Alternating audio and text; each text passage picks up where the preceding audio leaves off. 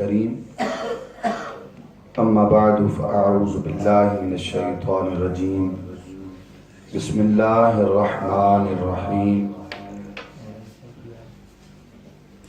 تلك الرسل فضلنا بعضهم على بعض منهم من كلم الله ورفع بعضهم درجات صدق الله العظيم وبلغنا رسوله النبي الكريم الأمين قال الله تبارك وتعالى في شان حبيبه مخبرا وحاكما مخاطبا للمؤمنين إن الله وملائكته يصلون على النبي يا أيها الذين آمنوا صلوا عليه وسلموا تسليما بآواز بلند پڑھ لیجیے صلاۃ والسلام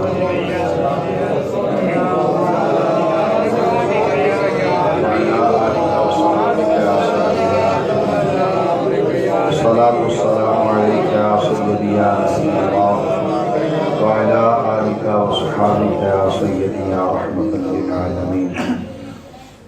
اللہ تبارک و تعالی جل جلالہ کی حمد و ثنا کے بعد لا تعداد درود پاک صاحب لولاک ختم الرسل دانہ سبل مدنی تاجدار بے کسوں کے غم گسار فخر آدم و بنی آدم مالک دو جہاں سیاہ لامکاں معصوم آمینہ جناب احمد مجتبی محمد علیہ تحیت و ثنا و صلی اللہ علیہ وبارک وسلم۔ آپ کی بارگاہ ناز میں عقیدت و محبتوں کا یہ نذرانہ عرض کرنے کے بعد نہایت ہی واجب الاحترام بزرگوں، نوجوان ساتھیوں، عزیز بچوں، بحمد اللہ تعالی آج کی یہ تقریب سعید کاروان میلاد بسلسلہ جشن عید میلاد النبی صلی اللہ علیہ وسلم کا 16واں پروگرام ہے، جس میں میں اور آپ سب حاضر ہیں۔ اللہ تعالی مجھے اور آپ سب کو اس میلاد پاک کی برکت سے دین و دنیا کی بھلائیاں نصیب فرما دے، اور آج کی ہماری اس حاضری کو اپنی بارگاہ میں درجہ قبولیت عطا فرما دے۔ یقیناً مبارکباد کا مستحق ہے عزیزم محمد بلال ریاض عطاری قادری، جس نے اپنے گھر میں آج یہ خوبصورت محفل میلاد منعقد کی ہے۔ اللہ تعالیٰ اس گھر پر اپنی خصوصی رحمتوں کا نزول فرما دے۔ حضور نبی رحمت صلی اللہ علیہ وسلم کی فضائل و کمالات کے حوالے سے اور عظمت و شان کے حوالے سے کل بھی کچھ گزارشات کل کے پروگرام میں نے عرض کی تھی۔ میرے کریم علیہ السلام کو اللہ نے ایسا مقام عطا فرمایا ہے، ایسی شان عطا کی ہے کہ کسی اور پیغمبر کو بھی ایسی شان میسر نہیں۔ یوں تو سارے نبی محترم ہیں، مگر سرور انبیاء تیری کیا بات ہے۔ سبحان اللہ۔ نبی سب کے سب احترام کے قابل ہیں، اس میں شک نہیں، اور اگر کوئی کسی نبی پر بھی ایمان نہ لائے، کسی ایک نبی کا بھی منکر ہو جائے، تو ہم اسے مسلمان نہیں تصور کریں گے، کیونکہ انبیاء تمام کے تمام پر ایمان لانا اسلام میں ایمان کی شرط ہے۔ اگر وہ کسی ایک نبی کا بھی منکر ہو جاتا ہے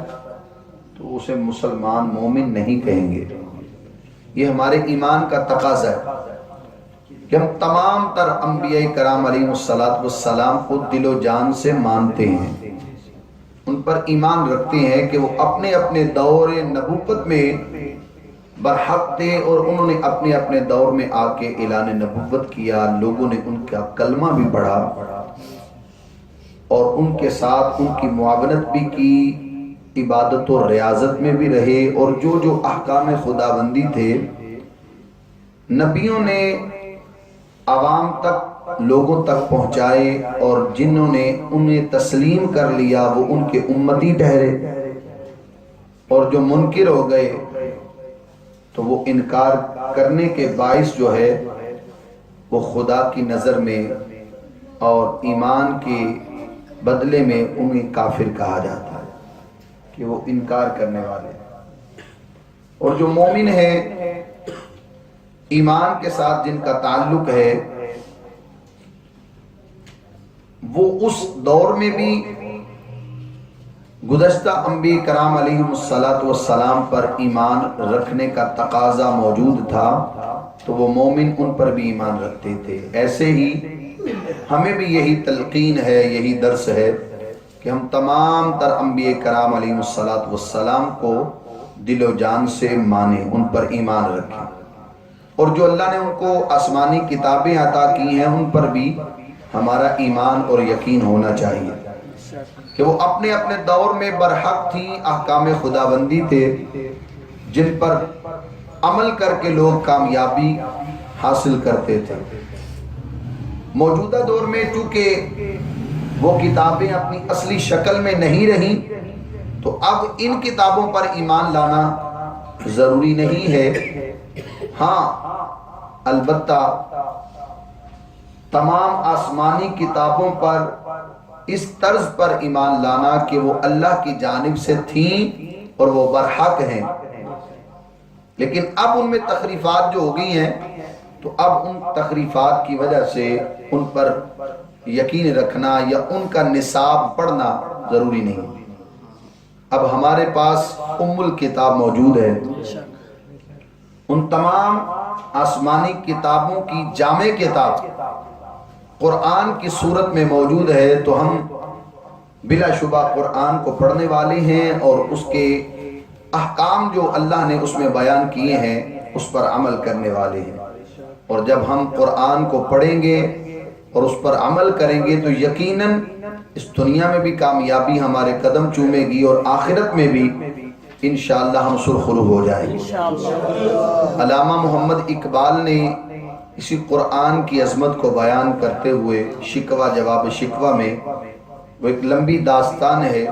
پھر کبھی موقع ملا تو انشاءاللہ اس پر گفتگو کریں گے، لیکن ایک شعر جو میں آپ کی خدمت میں عرض کرنا چاہتا ہوں وہ یہی ہے کہ علامہ محمد اقبال نے کہا تھا کہ وہ معزز تھے زمانے میں مسلمان ہو کر۔ وہ شکوہ ایک، اس کے پیچھے ایک لمبی داستان ہے کہ انسان اللہ سے شکوہ کرتا ہے کہ اوروں کو تو ملے حور و قصور، ہمارے لیے فقط وعدہ حور، اور ان کو یہ انعام مل گیا، ان کو یہ انعام مل گیا، ایسا ہو گیا، ایسا ہو گیا، ہمارے ساتھ اتنی سختیاں برتی جا رہی ہیں، ہم نے تو یہ کر دیا، ہم نے وہ کر دیا۔ وہ آپ پڑھیں تو ایک دفعہ رونگٹے کھڑے ہو جاتے ہیں۔ جب شکوہ لکھا تو اب کئی لوگ جو ہے وہ ناراض بھی ہو گئے، انہوں نے کہا علامہ صاحب آپ نے یہ کیا کر دیا، رب سے بھی گلہ کر دیا، اللہ سے گلہ کیسا؟ تو علامہ محمد اقبال نے جب جواب شکوہ لکھا تو جو سارا نشہ تھا وہ اتر گیا۔ انہوں نے کہا ہاں اب سمجھ آئی ہے۔ تو اسی جواب شکوہ کا یہ شعر ہے کہ علامہ نے کہا وہ معزز تھے زمانے میں مسلمان ہو کر، تم خار ہوئے تارک قرآن ہو کر۔ ہم نے درس قرآن کو بلا دیا ہے، ہم نے قرآن کی تعلیمات سے ہم دور ہو گئے ہیں، اور پھر آقا کی عظمت پڑھنے کی بجائے، آقا کی عظمت سیکھنے کی بجائے اور اس کو سننے سنانے کی بجائے ہم نے اپنے دیگر مشاغل بنا لیے۔ ہم مجلس میلاد میں بھی آئے ہوں، ہم کسی دینی نشست میں بھی حاضر ہوں، تربیتی پروگرام میں بھی شرکت کریں تو تب بھی ہمارا پروگرام کچھ اور ہوتا ہے۔ یار اس سے بڑھ کر کیا ہمارے لیے افسوس کی بات ہوگی کہ لوگ مدینۃ الرسول جا کے، مکہ المکرمہ جا کے، جہاں پر ایک ایک لمحہ عبادت شمار کیا جاتا ہے، اور ایک ایک لمحے کو قیمتی سمجھنا چاہیے کہ اللہ نے مجھے توفیق دی ہے، مہلت ملی ہے کہ میں رب کے گھر میں خانہ کعبہ بیت اللہ کے سامنے کھڑا ہوں، اور یہاں مجھے چاہیے کہ میں ہر لمحہ عبادت میں گزاروں۔ وہاں پر بھی یہ سوشل میڈیا ہمیں بیٹھنے اور ٹکنے نہیں دیتا۔ وہاں پر بھی آپ دیکھتے ہیں، اور آپ میں سے اگر کوئی وہاں پہ ہو گیا ہے تو وہ جانتا ہے کہ کتنے لوگ ہیں جو وہاں پہ بھی سیلفیاں لے رہے ہوتے ہیں، جو مدینۃ الرسول جا کے، جو ادب کی جگہ ہے، اور جس جگہ جا کے بڑے بڑے علماء نے گھٹنے ٹیک کر حضور کی بارگاہ میں اپنی عقیدت و محبت کا اظہار کیا، جہاں ہمیں چاہیے کہ ایک ایک لمحہ ہم ضائع نہ ہونے دیں، اور حضور کی بارگاہ میں اور کچھ نہیں تو صرف درود و سلام ہی پڑھتے رہیں، زیادہ سے زیادہ نمازیں پڑھیں، نوافل پڑھیں، قرآن کی تلاوت کریں۔ وہاں پر بھی جا کے ہم نے مختلف مشاغل بنا لی،